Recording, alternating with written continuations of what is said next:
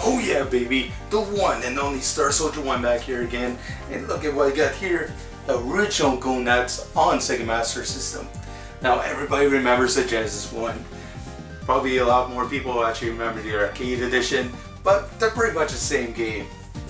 But how is this version? Sega, they tried at least. Of course, we're dealing with 8 bits and everything, so they had to make some cuts, some edits, so you're not going to get the perfect arcade experience in here. Yeah, so how is Gonats here on Sega Master System? Let's check her out, shall we? So is this game the Gonats, or is this just a bronze stick?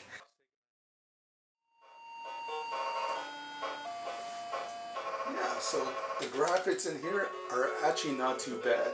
The only problem with the game is that it has a horrible jittery frame rate. Yeah, you go and move around the characters, they move around so quickly, so awkwardly. Yeah, it's hard to get focus on the action sometimes. But it's not impossible. If you're used to the other versions of Gonats, you'll be right home here. Okay, when can I play as that cool babe Tyrus Flare with her awesome steel bikini? Or when can I play as that awesome dwarf character with that huge axe? Yeah, they're awesome. Well, you can't. It's just a barbarian dude with blue tighty whities. And you gotta defeat Death Adder because the other two characters are not in the game. Yeah, even though you're just playing as one lone dude, you can still have the ability to switch from the different fire, rock, or thunder spells. Yeah, the thunder spell is the weakest, but it has less time to actually build up, so that's kind of cool. But if you want to go for power, go for fire. Yeah, if you charge that up all the way, you can release a huge dragon that just wrecks shit up. If you're more familiar with the arcade port, yeah, this is actually more closer to that because you don't have the bonus levels, levels 6 and 7. No, it's just 5 levels. At the end you fight a boss or a collection of enemies, and then you fight Death Adder at the end, and you get this cool little ending. I won't spoil nothing. Enemies just love to charge at you when you're least prepared. The controls are still good enough where you can jump and slash, no problem. But I also found in this version that your health does go down a lot quicker than it did in the airports. But if you're expecting an easy game because it's just 5 levels, no, you're going to be in for one heck of a fight.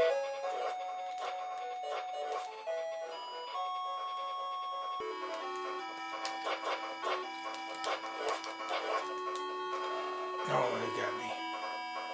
Say you find the enemy on one side, and their enemy comes around, get your back, and like to stab you unless you are prepared for it. Yeah, not the easiest game out there, but not impossible either. And if I can finish it, I'm pretty sure you guys and girls out there can finish it too.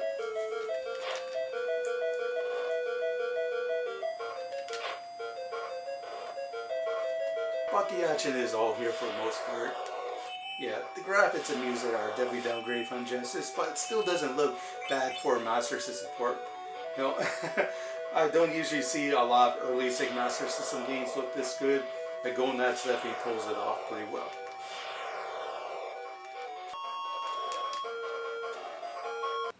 Yeah, so Gonats on the Sega Master System, it's nothing too special.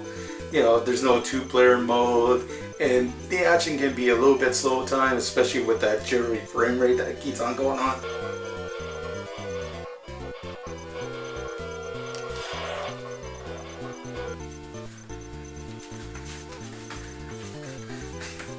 Yeah, it kind of moves like that. Yeah, the graphics and music are definitely downgraded from Genesis, but it still doesn't look bad for a Master System port. You know, I don't usually see a lot of early Sega Master System games look this good. The Gonats definitely pulls it off pretty well. There he is.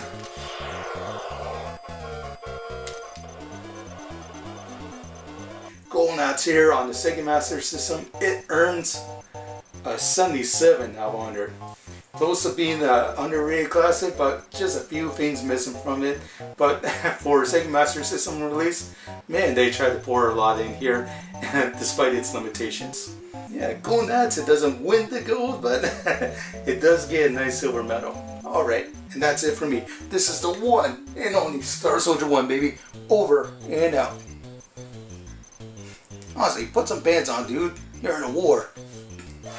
Golden Nats World Champion.